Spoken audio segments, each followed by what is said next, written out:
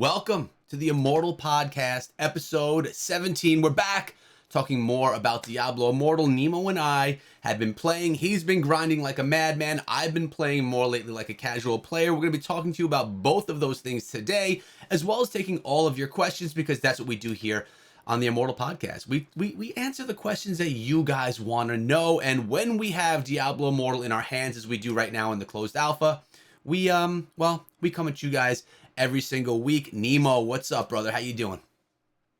Oh, doing so good, man. Great to be back here. Sunday. Happy Sunday to everybody.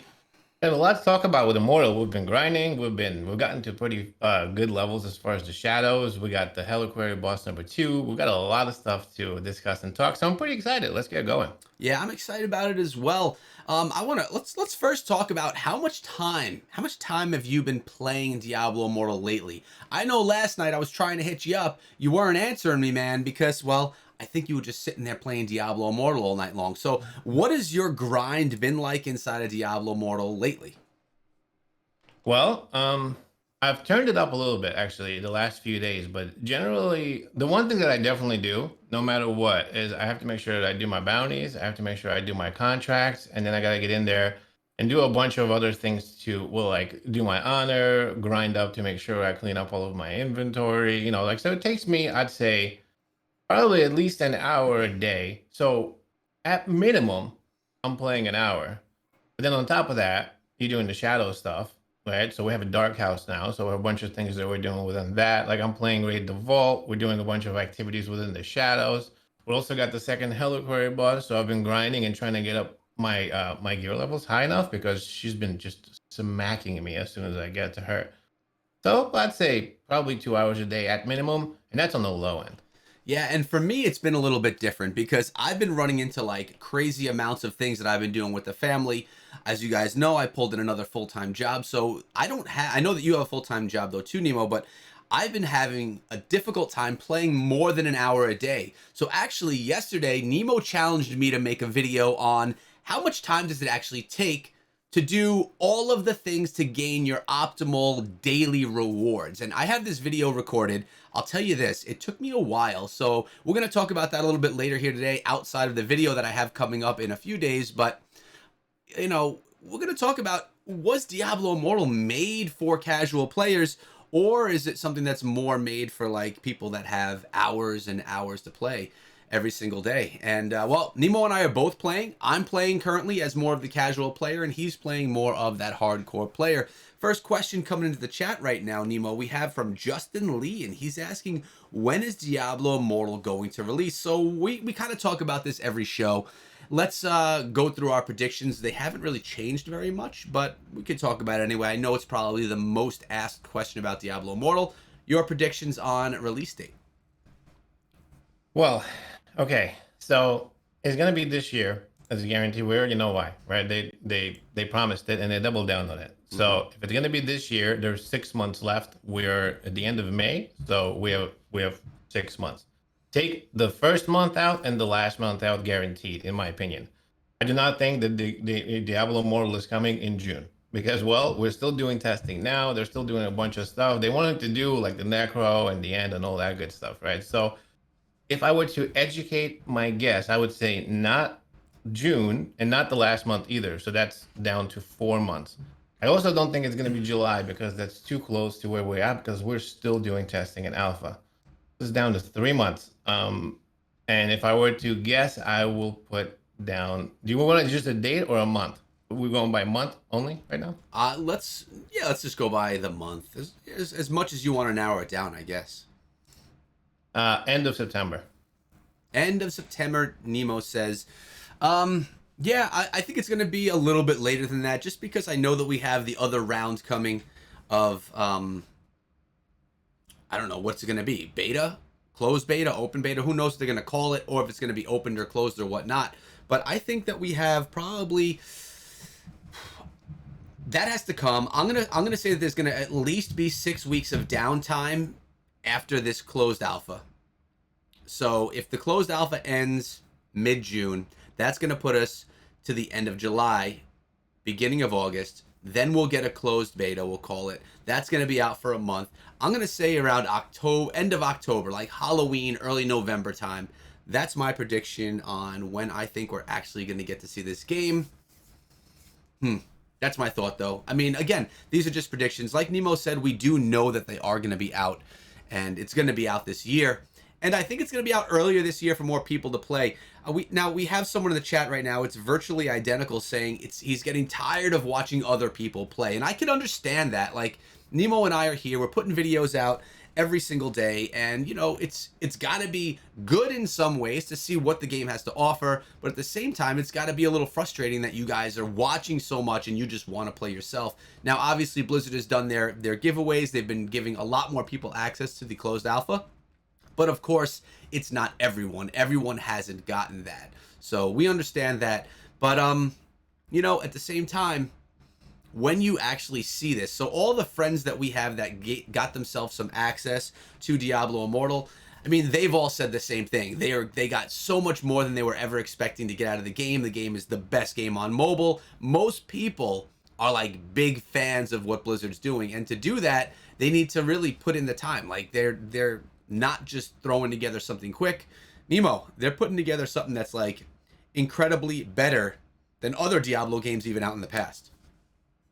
Yeah, also you have to remember this is an alpha test. I know, it's very difficult to, you want to play. I totally understand, but remember, we aren't actually playing to have fun. We are having fun while we're playing, but this is an alpha test. We are testing the game. We're trying to break it. We're doing specific things, and it's gonna get wiped. So that's one thing that you could kind of say, like, at the end of this is going to get wiped, and when the game actually comes out, we're all going to start at the same time. So we're going to be playing together anyway. This is just a test, so it's one of the things. Plus, we're also making sure that the game was really good. There's a lot of bugs that we found, a lot of issues that we found, and we've been feeding that back to the development team. They are on point. Like, they're not just sitting there. I'll be honest with you, we're not just playing and having fun. Like, every day, every second, every minute, they're getting the information and they're fixing things and making sure that everything is working. They're taking their time to make sure that you have the best possible game experience.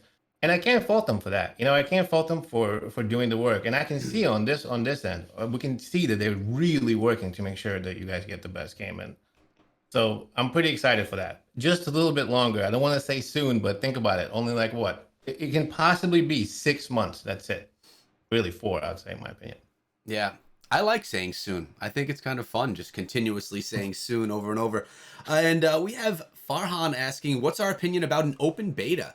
I mean, I think that at some point Blizzard needs to start testing these servers, and they are opening it up more and more. I believe China just got access. I've been noticing that a lot more Chinese symboled players are running around the game inside of the server that we're inside of. So this is not just because, oh, Blizzard, they want to be generous to China, right? It's not like that. They are stress testing their system and seeing how all of these mechanics work together. Maybe they need to see a little bit more happening inside of the game. Like maybe they want to see the cycle turn and they want to have more players for all that kind of stuff as well. So they are pushing more and more people into the game. I think this is going to continuously happen. So as far as the open beta goes, I think it's a good idea. I mean, maybe I don't know if it should be separate from a closed beta, like the next phase, because remember, we are going to be getting a few new things. We're going to be getting the Necromancer, which is going to be brand new, never tested besides inside of Blizzard's doors, and we're going to be getting the final zone inside of the game. So with anything brand new, we could get bugs, but I'll tell you, and Nemo, you may agree with this, the Crusader came to town and is pretty bug-free, besides being probably the strongest character inside of the game. Do you think Blizzard would feel comfortable enough bringing a new character like the Necromancer to everyone in an open beta before actually closed testing it? No, I don't. Because, well, I mean, open beta isn't to everybody. I mean, open beta could be testing as well, right? It's not to the full public. So, but I don't, because I think that not just doing the actual testing, but there's also balancing and stuff that has to happen between the Necro. Right? We did notice that the Crusader is insanely overpowered right now. Yeah. And there are a lot of skills that just you can't counter when you're playing PvP and a bunch of other stuff too. That scales. But at the same time, we don't know what the game is going to look like or what it's going to feel like when everyone can get to 60, when you have all of the skills, right? A lot of we don't really have all of the skills and everything that we need in order to fully test. So It's a really tough question. I don't know. Yeah.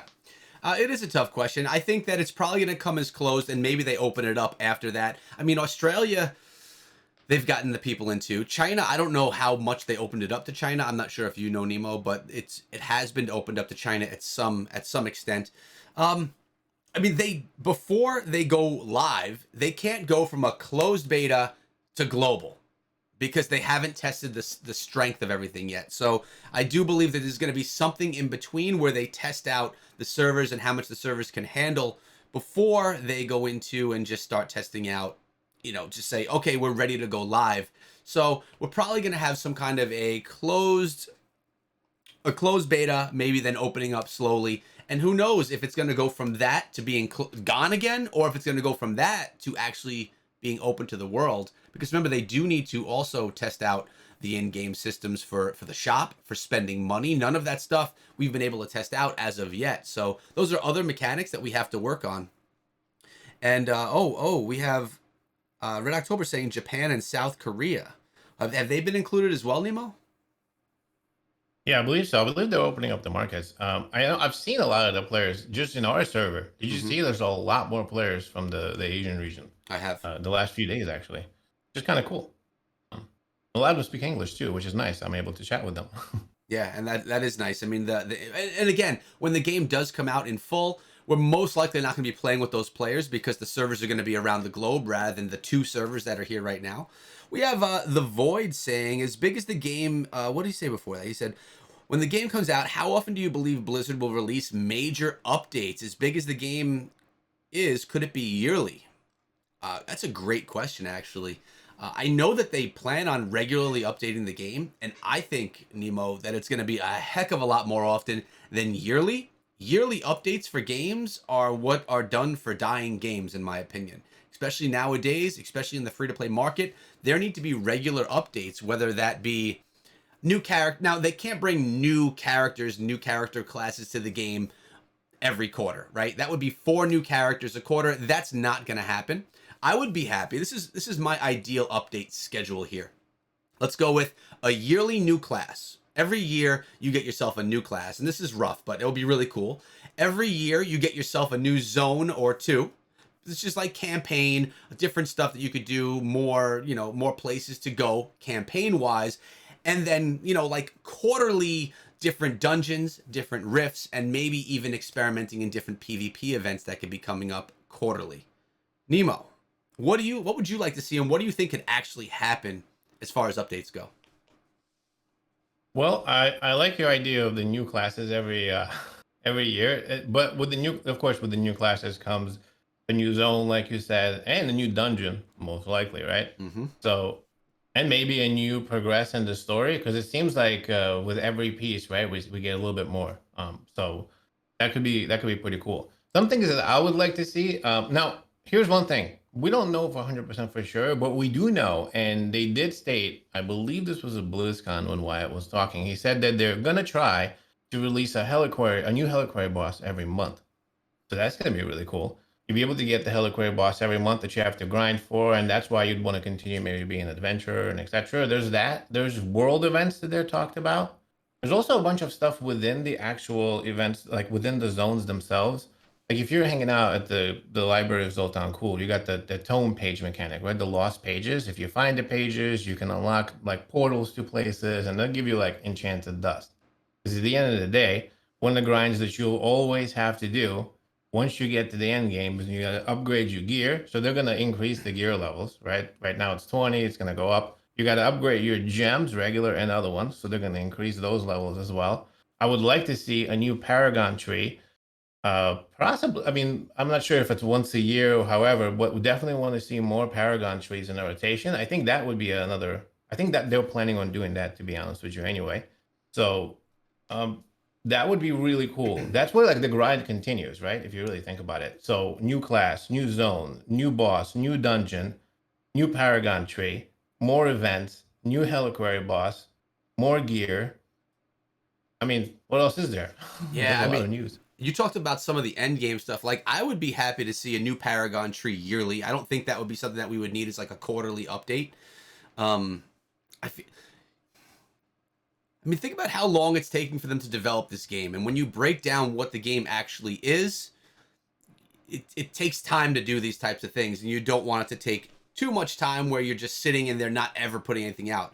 I do love, Nemo, that you mentioned the Heliquary boss. That's a monthly update. Remember, we're also going to be getting the Battle Pass monthly as well, which could, who knows what that can come along with. Obviously, it's going to be coming along with some type of skin mechanics for the classes as well. Now, also keep in mind, if they do bring new classes, they're going to need to bring new monthly skins for every single class as well. Because if you're playing as a Crusader, if I'm playing as a Crusader, Nemo's playing over there as a Wizard, we both get the Battle Pass, we each need to get a skin that's relevant to the class that we primarily play. Or else you may not buy the Battle Pass. If this month the Battle Pass is you're going to get a Wizard skin, people who don't play Wizard may be like, okay, I'm already losing value here because I'm not getting it. So along with the new class, as Nemo mentioned, you need a new zone that correlates with that class, most likely a new dungeon as well, and then you're going to need to make monthly skins for that class as well, assuming that skins are part of the Battle Pass. They may not be, because that's going to put Blizzard into making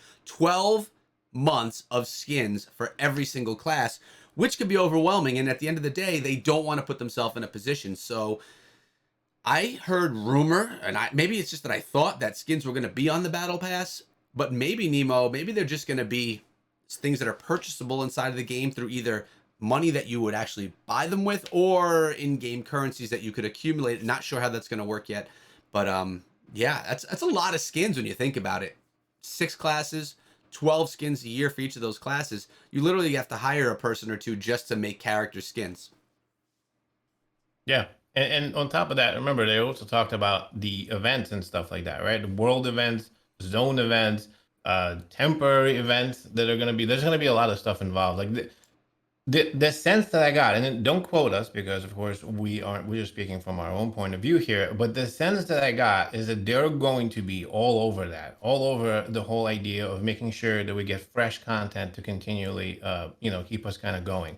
And you'll have a variety of different things that we just talked about that you can do. In fact, maybe even too many things in my opinion. If you really think about it, that's a lot of stuff. Like you could spend what, 20 hours in the game nonstop to be able to experience all of it. It's a lot of work. Yeah, man. I mean, and this is what I've been seeing as well from the community. Like we said, people from our Discord server, there's been a good handful of people who have gotten their hands on Diablo Immortal. I'd say 3/4 of those people are saying, oh, actually, let's say this. 100% of those people, or 99% of those people, are saying Diablo Immortal is incredible, we love it.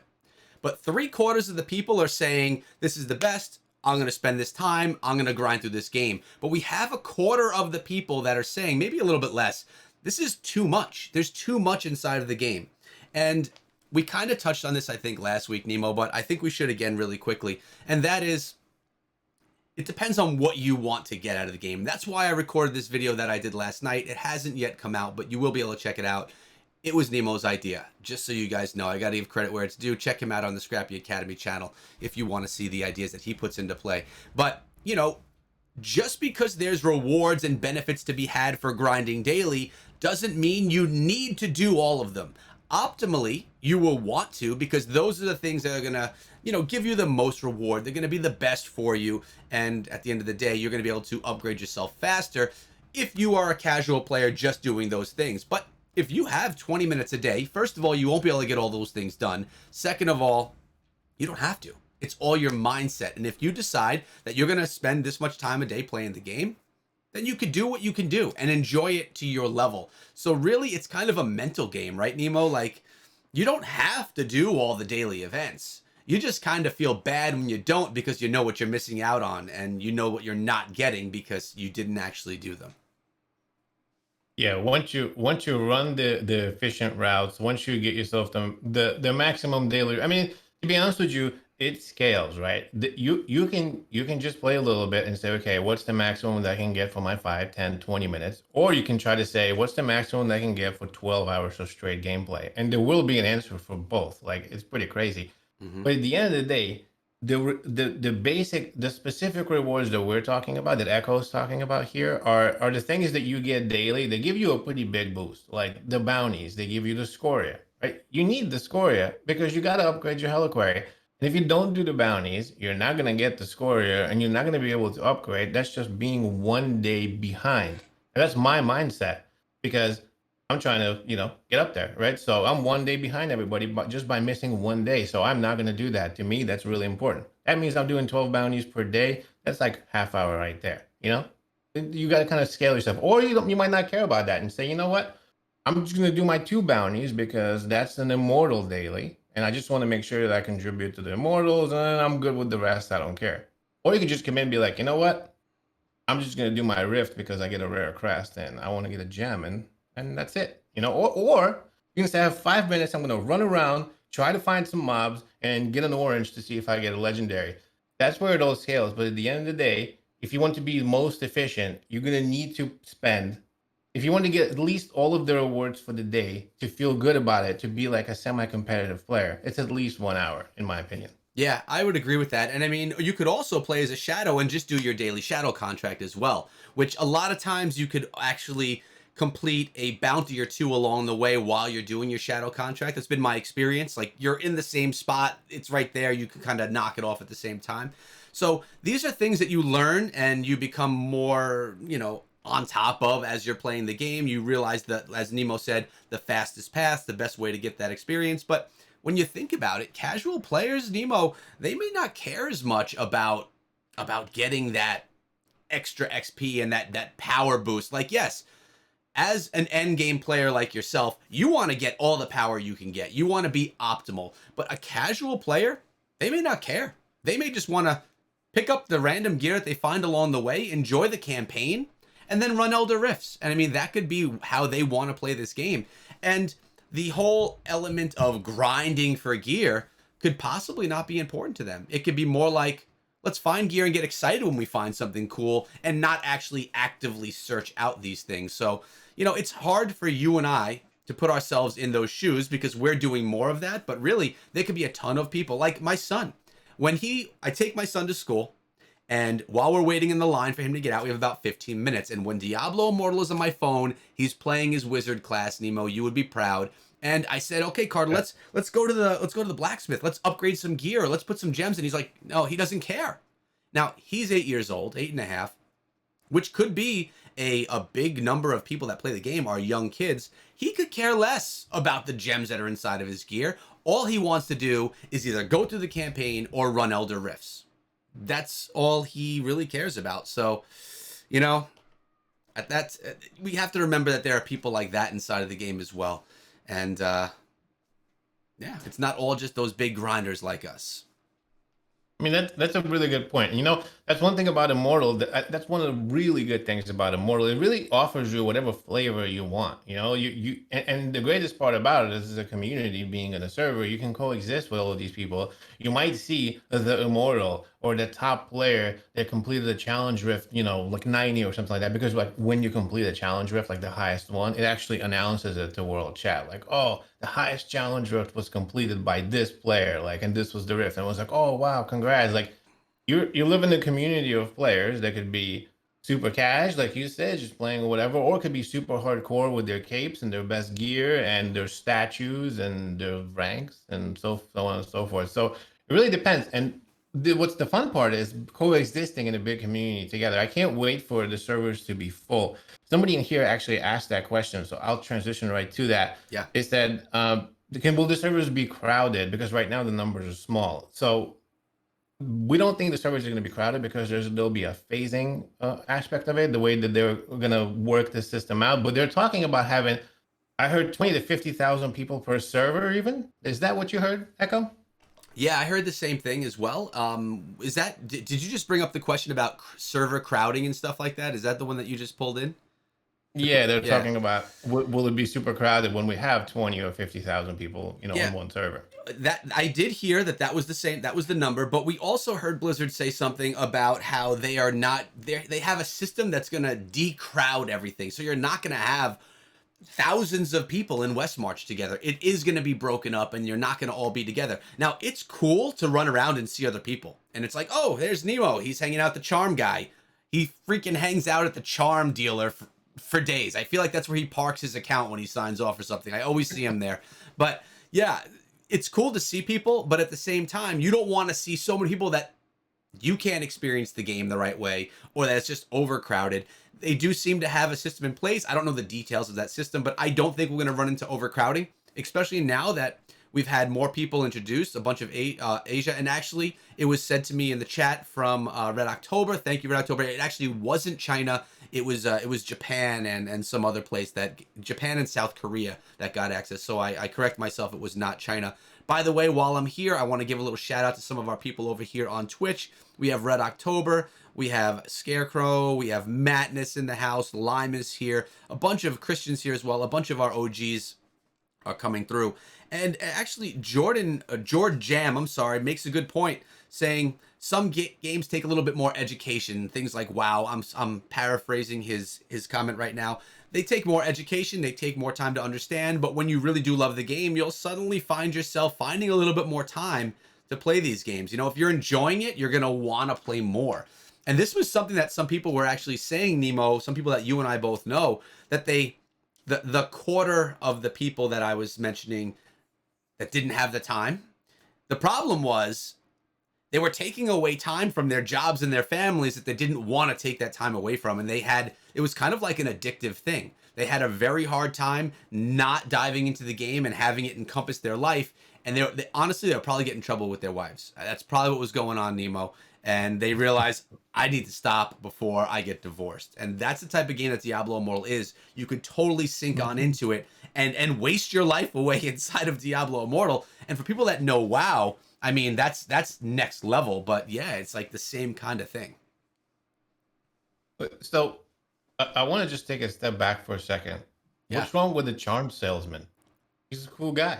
In fact, if you want to have a good charm, that's what you got to do. You got to go up and hang out with those. You can't just go in there and, do your business and be out. You're never going to get all the good deals. You got to go there. You got to, give them a tip once in a while, chat with them, tell them they look nice, whatever. You might get a better charm. Think about that, Echo. Bring them a warm pretzel from the subway station and you'll be good to go. To be honest with you, Nemo, for me, the charms, they're my least favorite part of the game right now. I don't like the charm system.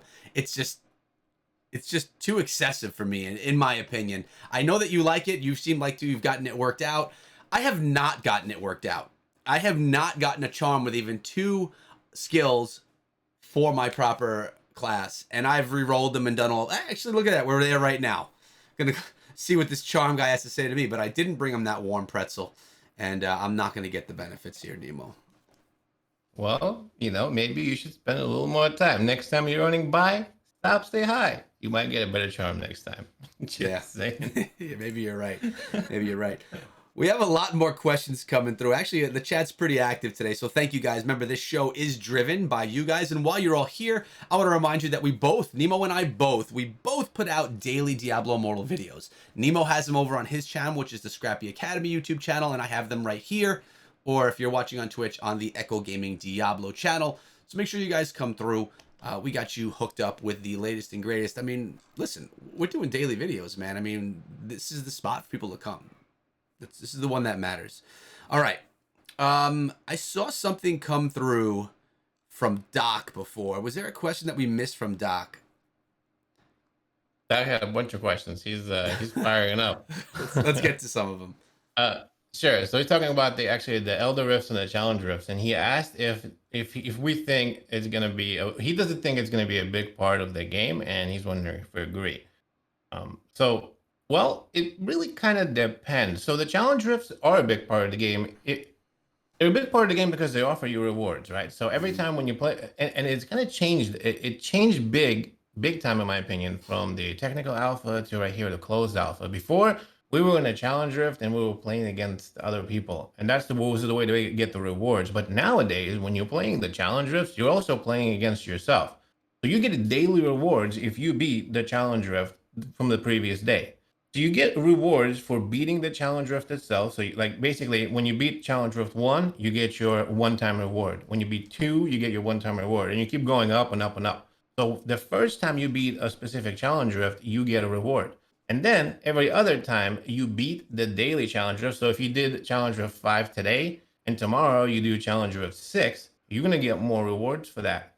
On top of that, there are also leaderboards for yourself, then leaderboards with 2, 3, and 4 people. and those leaderboards pay out really nicely. Now, when you get like in the lower part of it, it's whatever. When you get to the highest part of the leaderboards, you get a lot of legendary crests. It's what you need to get those good old legendary gems. You go in the top leaderboards, that's where you get them. So, in other words, challenge rift is really important, and it offers those rewards. It offers, and the rewards are actually like enchanted dust, scrap material, things that you need to upgrade your gear to get higher in the power level. I'd say that they're actually pretty important.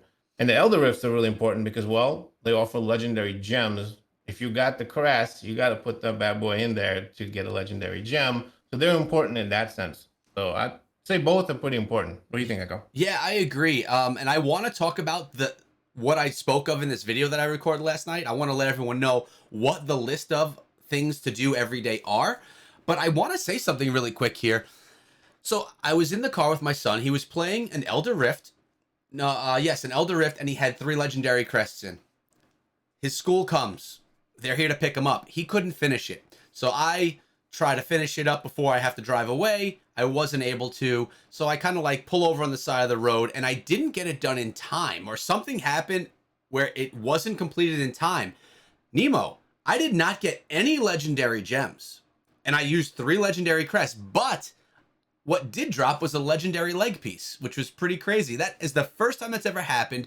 It totally only happened because the game was like put down for 5 minutes and I didn't have the time to get it done. But I found it interesting that if you don't do it in time, you don't get those legendary gems from those crests. Have you ever experienced that? Well, that's the funny part about it, right? Because there was a complaint about the Elder Rifts being way too easy, and that's the one thing I thought. Like, is it possible to fail one? But I was never gonna be the person to put a legendary crest and figure it out. So Well, thanks for letting us know. I Carter. didn't know that. Carter's got our back. Yeah, so he wasted 3. I mean, it's closed alpha, so who cares, right? It's not like it was something that we spent money on Yeah. or like grinded for. It doesn't matter. Now's the time to find out. But yeah, he did not get any legendary gems because he didn't do it in time. So I found it interesting. I guess that's pretty brutal, though. Like, if you don't get it done in time, you lose that. That's a big deal. But I guess there has to be some point where it runs out. But either way, I don't know. I found it interesting. So let's talk about, as I mentioned, every day for optimal rewards, Nemo, we need to do the following things. Tell me if I'm wrong. I was guided last night and ran through this. You need to do 12 bounties from the bounty board. We're talking about about 30 minutes, if you know, when you get good at it, 30 minutes of gameplay. If you're a shadow, you have to do your shadow contract. If you're an immortal, you need to do your 5 immortal tasks. So one or the other. If you're an adventurer, you don't have either of those. I feel like most people are going to play as shadows, though. I just feel that's going to be the thing when the game comes out. Um, you have to do an Elder Rift. You have to do a Challenge Rift. Those are easy. You know, Challenge Rifts, 5 minutes. Except for if you're really super high in level and like it's taking a long time. For me, it takes me like 2 minutes for a Challenge Rift because I don't do them often, right? So you have a Challenge Rift, an Elder Rift, you have your bounty board rewards, you have your shadow contract, at least for me, and then you have to go to your charms dealer, pick up any deals that are there. You have to go kind of get rid of everything at the blacksmith, get rid of scrap materials, or turn everything into scrap materials and upgrade stuff, and then you want to go do some charm work and stuff like that over there at the charms dealer. Am I missing anything? Is there something that I mentioned that you shouldn't really need to do every day? Oh, one other is when you're running around and doing your bounties, you want to always go after the mobs. So if you see the blue mobs, you see the orange mob, at least for me, I have to go and attack them. I can't just ignore them because that's free XP, man, and you have chances of legendary drops. Yes. The two more things. One, the honor merchant. So you have to go to the Mhm. honor merchant because they have limited time daily offers that you just have to take advantage of when you get the honor. Yep. That's of course tied to your daily bounties. And then if you ever see a hidden layer or any kind of layer, hidden layer, underground layer, forsaken layer, any layer, you gotta jump on that and take that out. But And yeah, you you got that right. and you have to gamble as well. You have to gamble away your gold to get some gear. By the way, Nemo, I got 2 legendary pieces while I gambled yesterday, which was kind of cool. Nice. Yes, it was nice. Wow. A little spoiler for the video. By the way, this video that's coming out is like an hour and a half long. I don't know if anyone's gonna actually watch it until the end, but we'll see. It's a good test video. We'll see how it goes. So that's all the stuff that you should do every day. And in my opinion, this is gonna take people between an hour and an hour and a half, depending on your skill level. Nemo says he can knock it down to 45 minutes. I actually want to see that, Nemo. There's a challenge for you. I want to see it like live or recorded in full, because as I was doing it, I hit that 45-minute mark and I looked at my camera and I said, there's no way Nemo's getting this done. He's not that good. He's not that good that he could pop through this really quickly like that, but maybe you can. Either way, that's your grind for just for your regular rewards. You want to make sure that you get anything from the battle pass. You want to make sure that you do all those types of things. And it was fun.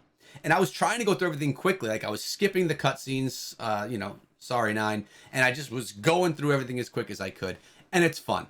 But it's a grind. And if you don't have that time every day, that's where you're going to start missing out on some of those rewards. Nemo, have we seen any other questions that are popping up in the chat right now that we've missed? Well, there was a bunch of questions about the grinding. Some of the players are asking, Yeah. what else can you do? Versus just all the activities that we just talked about. So those are the daily activities, because the bounties give you a charm, they give you scoria, they give you some platinum, they give you gold, and they give you rewards as in gear, blues and yellows. You need the blues and the yellows because you need scraps. You take the blue gear and you destroy it for scraps. You need the yellows because you need to destroy it for enchanted dust. Those are the two upgrade materials that you're going to need once you hit like endgame. Once you get to endgame, you start realizing that there are really like two endgame progressions in Diablo Immortal: is your character, your stats, and then your experience. The Paragon system of the trees is what your experience is, right? So as you go up, there are globes, there are things that you get. As you get experience, you get battle pass, all that good stuff, and you progress through. And you unlock more, Paragon trees, and you get points that you can put them into, these trees. And you select which tree you want.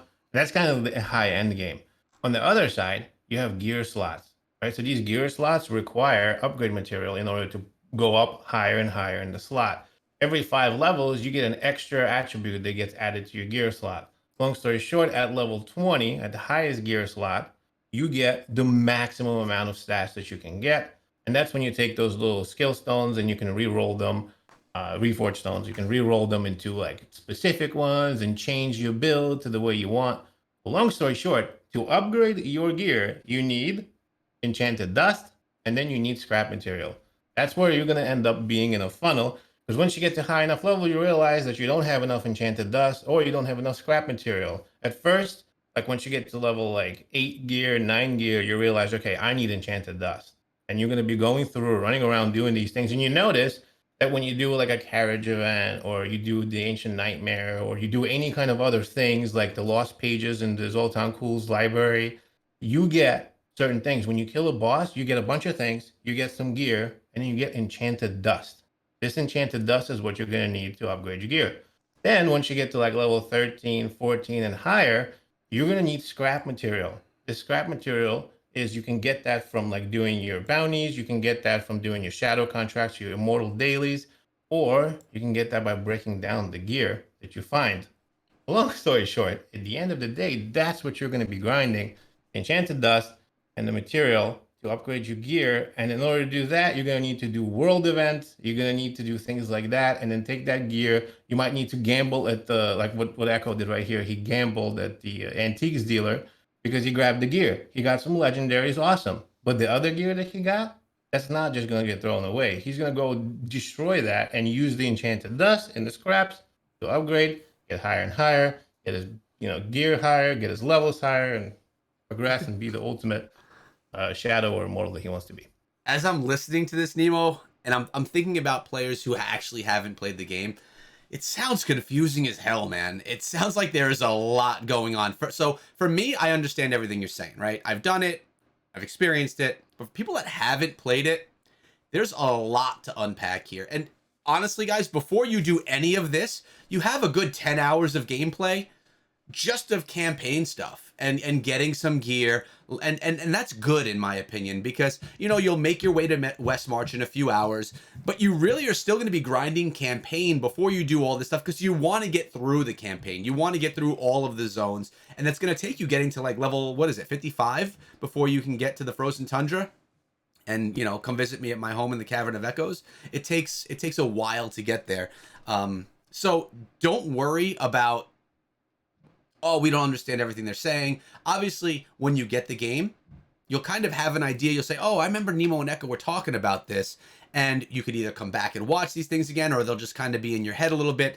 So you're going to have a better understanding, but don't expect to understand it all right now if you haven't played it, because there's a lot going on. This game is deep. And as I mentioned, it's like Diablo 3 plus another 2 games on top of it, all mushed into one game, because there's just so much more inside of here than just campaign and rifts. I mean, it's just much, much deeper than that. So, yeah, don't feel like overwhelmed by any of that stuff. Okay, I think I got off tangent there, Nemo. I'm sorry. No worries. And by the way, if you're confused about any of that stuff, me and Echo both have videos that break all of this stuff down exactly. Mhm. Today, I had a video that came out on power leveling and what you need to do to chain events together in order to get the maximum amount of dust, enchanted stuff, and etc. Echo talks about legendary gems and upgrades, etc. Just go through the videos. We talk about each one of those things in great detail, so you can just pick it up from one of our videos. Yeah, I mean, that's what they're there for. It's literally it's our videos are like a library, man. They're like a library of guides on how to do things. Sometimes the guides are casual, we're just playing through and you could kind of hang out with us while we do it. And sometimes they're more broken down and actually breaking down each detail of things. In my opinion, as a content creator, as what I do, I feel like it's important to have both, because sometimes you don't want to just sit through a guide, because guides could be a little bit more boring and a little bit more dry, and the casual gameplay stuff could be a little bit more fun, but maybe a little bit less informative. So having a nice combination of both, which I think that Nemo and I both do well on our channels, is kind of like the proper mix so that you can have everything that you need.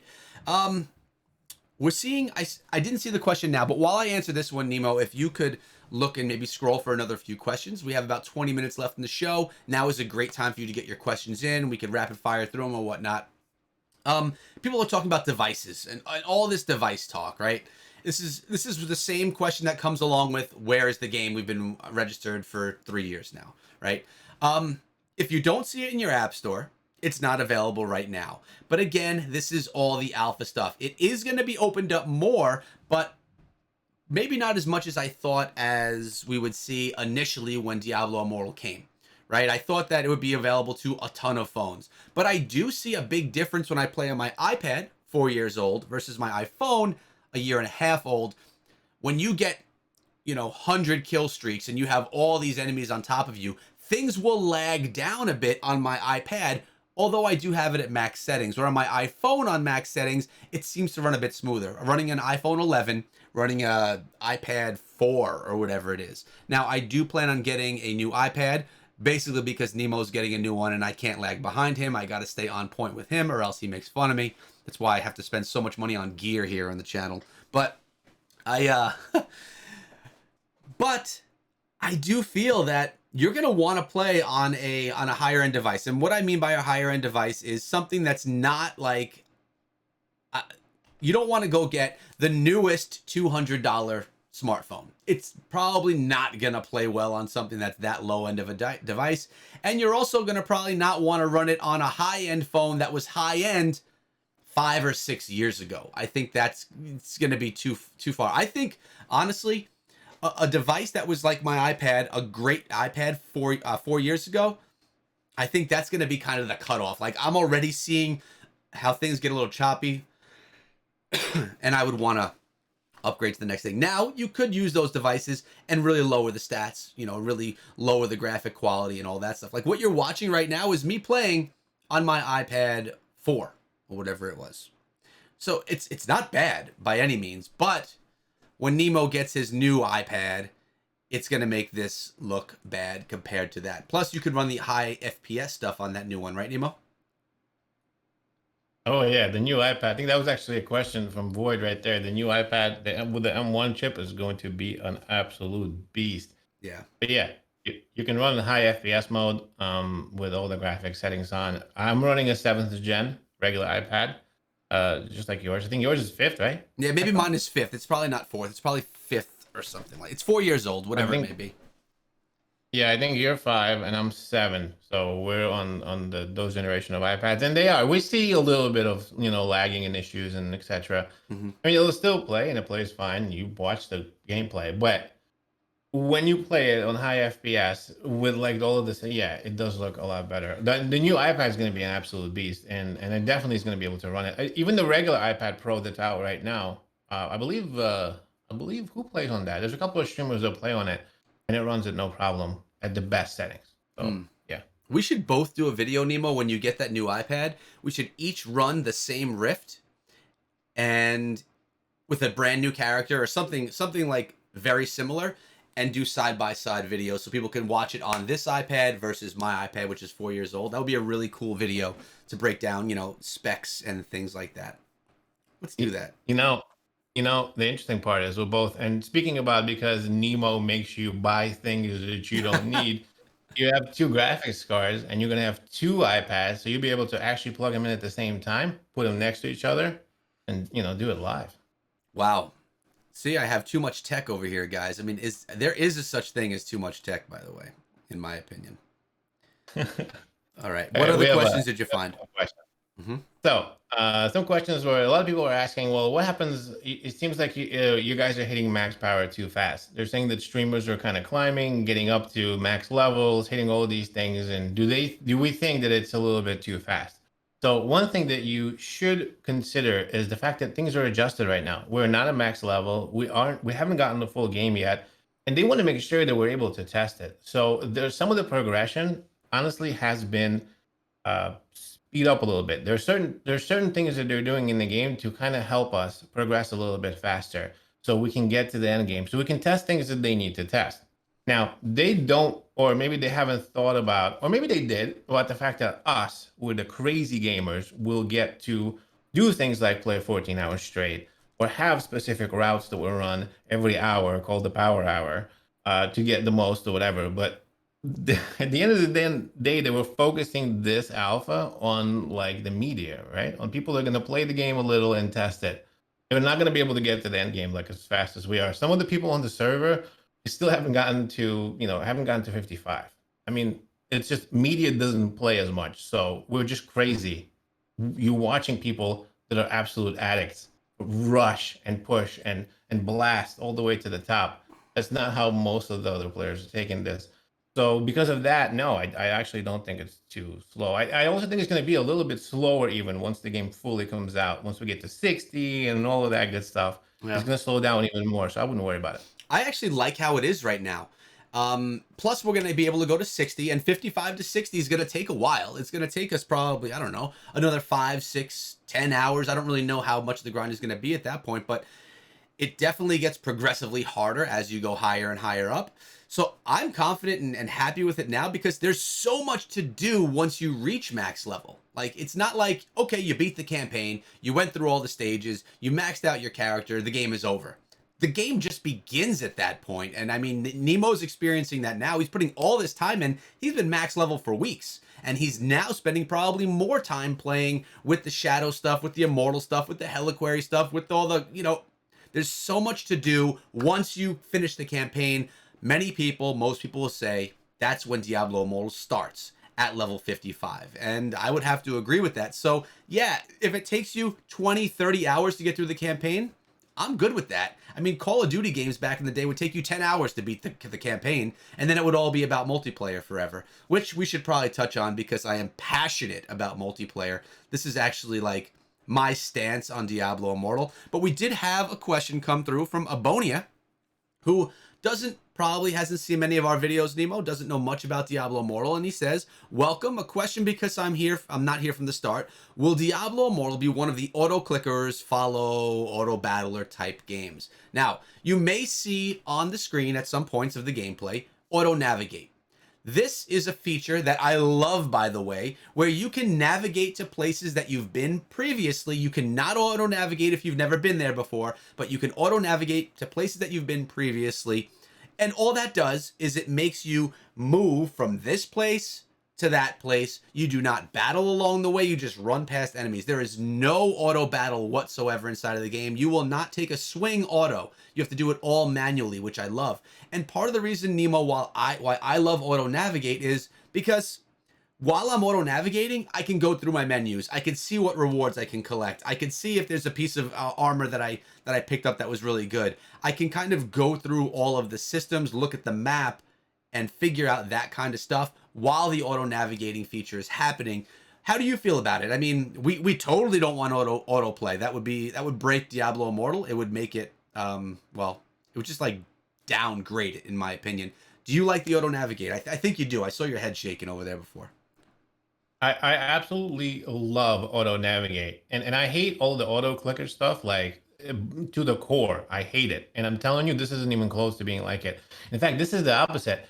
What this does, like Echo said, only when you see stuff, you can hit the auto navigate, and then you can go do stuff in the menus. So, like, what the way it works for me is, as I'm running towards places or whatever, I'm still doing things. It makes me more efficient because I'm able to collect rewards, look at the map, chat with people, do whatever I got to do while I hit the navigate. And even if not, right, what it does is it helps me rest my fingers. So I'm playing a lot. So 2, 3, 4 hours. A lot of times when you're pushing this button, you don't want to sit there and hold it, right? So you can hit the auto navigate and you're just kind of watching around. All of a sudden you see an orange mob or you see something that you like. You grab the controls, go back to it, kill it, get rid of it, grab the rewards, hit the navigate again, and you'll continue running. It's amazing. I love it, love it, love it. It's just the most amazing feature ever. And I think this could bring us to the segment where we introduce the new finger fitness classes that Nemo is offering on his Discord server for a low price of $5.99 a month. Nemo's going to take you through daily finger exercise sessions so that you can be bringing your best to Diablo Immortal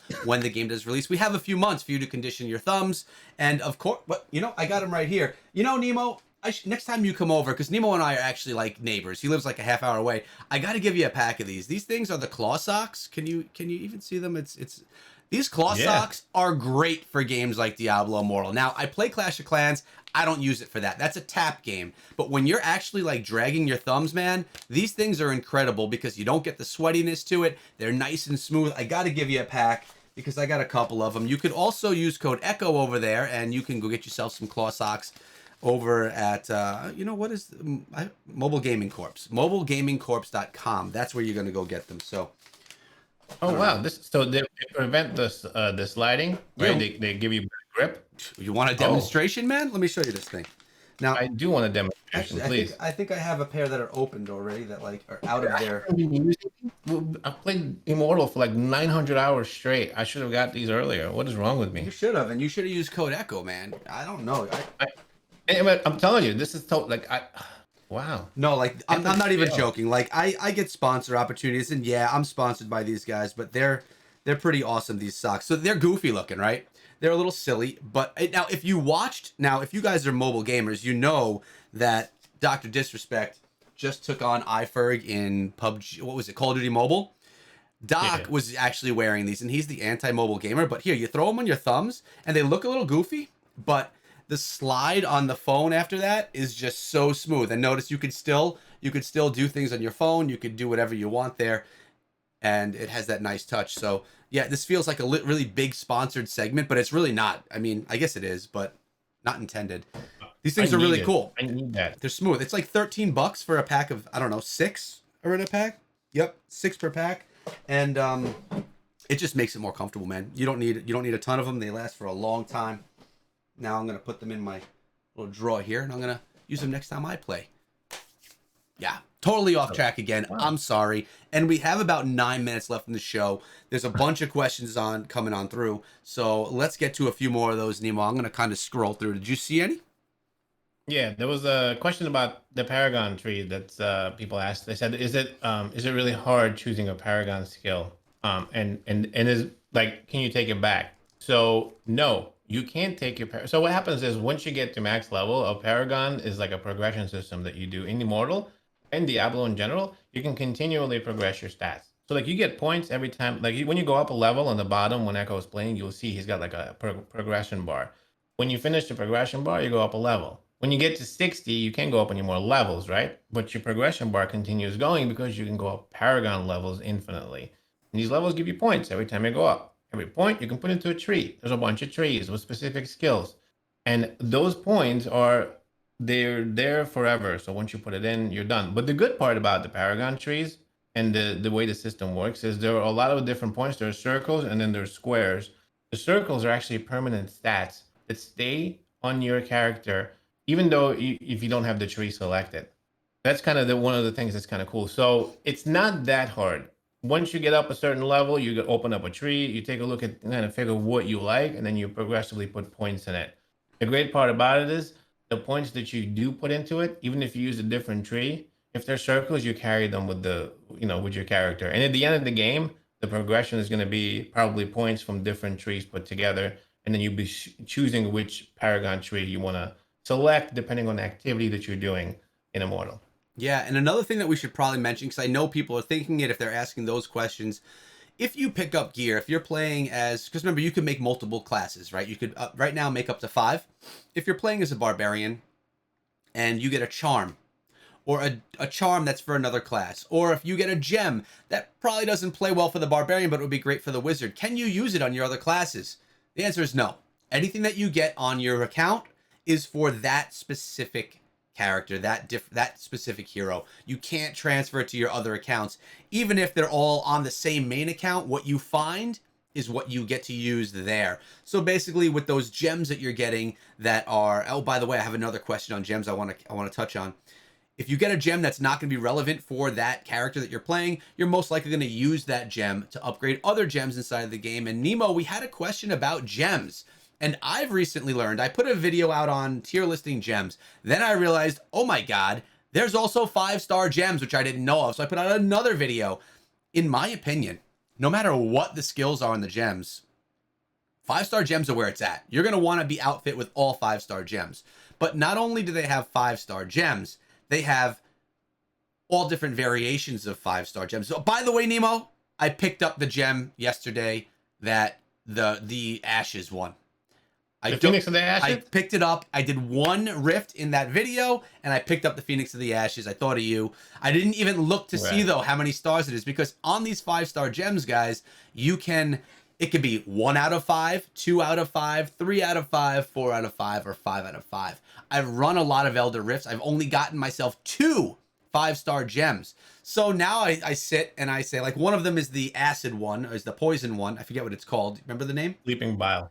Yes. Or Seeping Bile. Seeping Bile. So it's a 1 out of 5 stars. So I have to say to myself, I need another one of these gems and 30 other gems to upgrade this gem 1 level. Do I want to do that for a 1-star, 5-star gem?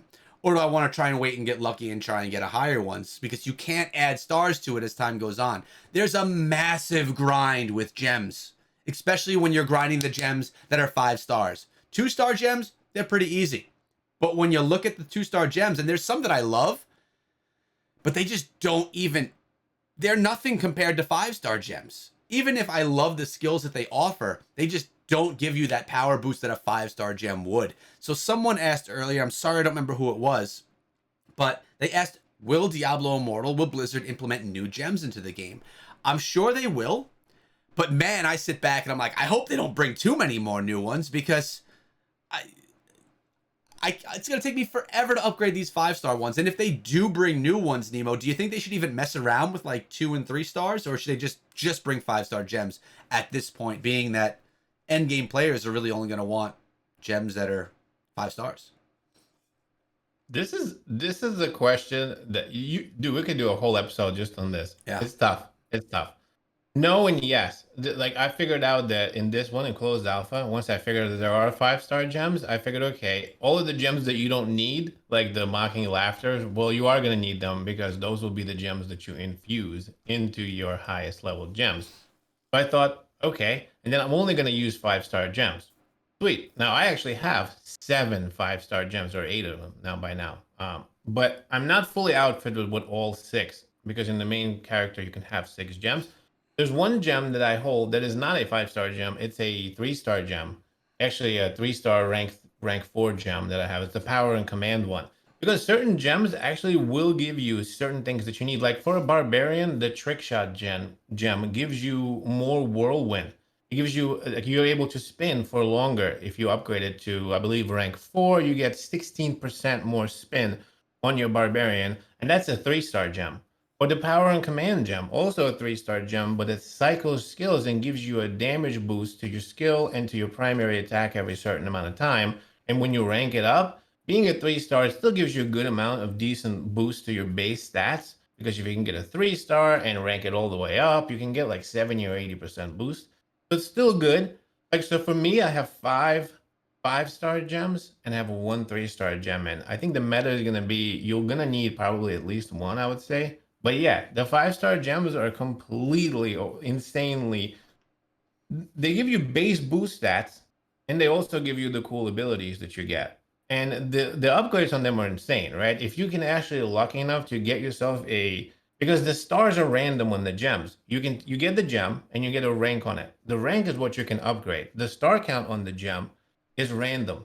So it Right. just happens. And the higher in the star, the harder it is to get that. But if you get the higher level stars, it boosts your gem, your power gem, gives you a lot more. I don't want to bore everybody to death, but it gives you a lot more. You want the highest star, 5-star gems, but to upgrade those gems is out of control. To get it from rank 1 to rank 2, you're gonna need, so like your Phoenix of the Ashes is an Yeah. amazing gem. It's a good gem for PvP and PvE. It gives you an extra life and more shield. It literally makes you, it brings you back from the dead, right? Yeah. But if you take that gem to upgrade it, you need another Phoenix of the Ashes and then 30 other gems to get it to rank 2. So that's Phoenix of the Ashes plus 30. That's 31 other gems. When you want to get to rank 3, you're going to need 2 more rank 2 Phoenix of the Ashes. So you're going to need 2 more gems, the Phoenix of the Ashes, and put 30 more gems into each. Then put them in and get 30 more gems to get that to a rank 3. That's 90 gems plus 3 Phoenix of the Ashes to get that to a rank 3. And those Phoenix of the Ashes need to be the proper star too. You can't use a 1-star to get it there, or can you? It has to be a proper rank. When you get to rank 2, like you need 2 rank 2s to get it to a rank 3. So this brings me back to charms. We don't need the charm grind, man. Make the charms easier because we already have this crazy grind to do over here with the gems themselves, because 5-star gems are a totally different story. It's crazy Yeah, it's stuff. pretty well. I mean, yeah, like you said, we could probably do a whole podcast on gems themselves. But this one, it's 12 o'clock p.m. and we do an hour show here every single week. We're gonna be back here next Sunday with another episode talking about more things Diablo Immortal, driven by you guys in the comments section. But we do have our final question that we're going out on today, Nemo, and that is our weekly question from Red October: baseball, Pro League or Triple A? You're taking it first. Pro League. It's just, I'm from New York. The Yankees, always go and watch them.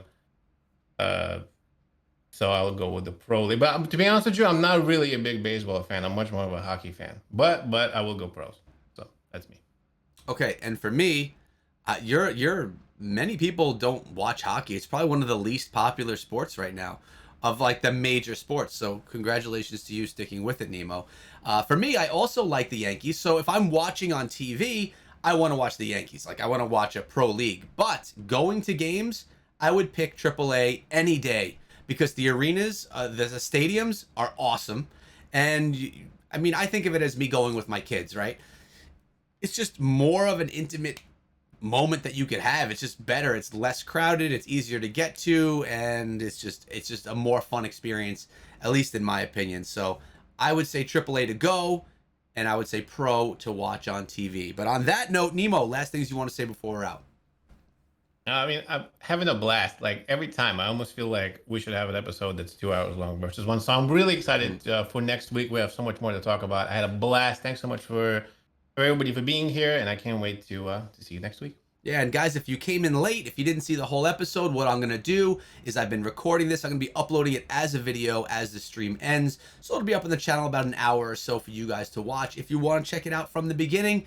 And again, we'll be back here next week. Make sure you go over to Nemo's channel. It's linked down below here on YouTube. Check out some of the videos that he has. As he said, he has a power leveling video out today. But we'll see you guys back here tomorrow with more videos for Diablo Immortal. Have a great day, guys. And be good.